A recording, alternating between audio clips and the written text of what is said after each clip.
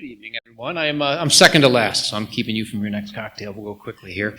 As it says up there, my name's Eric Dixon. I'm VP of Sustainability and Environmental Solutions at WM. In my 20th year with the company, proud to say. We recently actually moved into this building about 2.5 years ago. So our headquarters is just about 25 floors, or I guess about 17 floors from where we are right now. Really what I want to talk about today, in the time I've been with WM, I like to joke that I've been doing sustainability since it was called that. But really just want to talk about how we're leveraging at WM, what we're doing with kind of our traditional service offerings, things we do today. We've pulled in, I think, some really innovative folks from different lines of business, different industries, their expertise, and thinking about what's possible as we think about sustainability, not just for us, but at the end of the day, most of what we do is managing materials and byproducts and wastes for all of you and your customers and your companies and everyone else out there. So if you want to go ahead and get started. Really what I started with is kind of the macro environment. I think a lot of us feel the strain from a lot of what you see up here today. Whether it's, changing consumer habits, right, that's causing increased demand. We're seeing a big surge for recycled content material. It's shifts in shipping, right, and it's in transportation, as you just talked about with biking and ride sharing. And it's supply chain issues that a lot of us are suffering through. Accelerated regulations is clearly something that we're all dealing with. And a lot of companies, ours included, are getting really aggressive around decarbonization goals and what that's going to mean for the long term. So, what does that mean for us at WM? You saw the little parenthetical formerly known as waste management. That's a change we made about a year ago.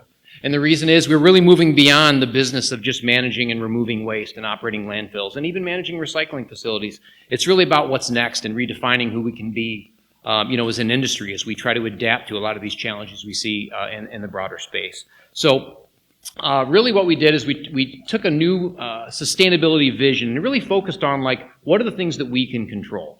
And we've got really brilliant marketing and brand folks, and I love it because they boiled it down to just 9 words, and I can even remember 9 words. So material is repurposed. So this is about how can we continue to build upon, we're the North America's largest recycler of post-consumer goods. So how can we build upon that, expand those services, new service offerings so we can find new homes for materials that can be repurposed, expanding the coverage so we can have that in new and existing markets, new capabilities.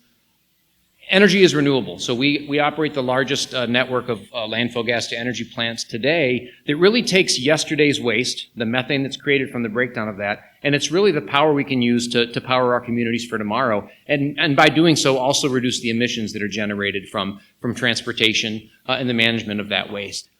And really both those things obviously help the communities that we work and operate in. But in addition to that, making a commitment to positively impact 10 million individuals, including contributing 2% of our net operating profit by 2030. So how do we put it into practice? This is really about, putting your money where your mouth is. I think the chef said before, words are one thing, but how are you actually going to make it happen? So just in our last earnings call, we made a pretty substantial commitment, something we'd really never done before, a standalone commitment to make significant investments in our sustainability-related business, and also detailed a 4-year plan to do that. We'd really never done a multi-year commitment. So you can see, as it says on the screen, over $2.2 billion invested in our recycling on our renewable energy line of businesses. And what does this mean? It's expanding our recycling capabilities. Our goal is to be able to process 25 million tons of material by 2026.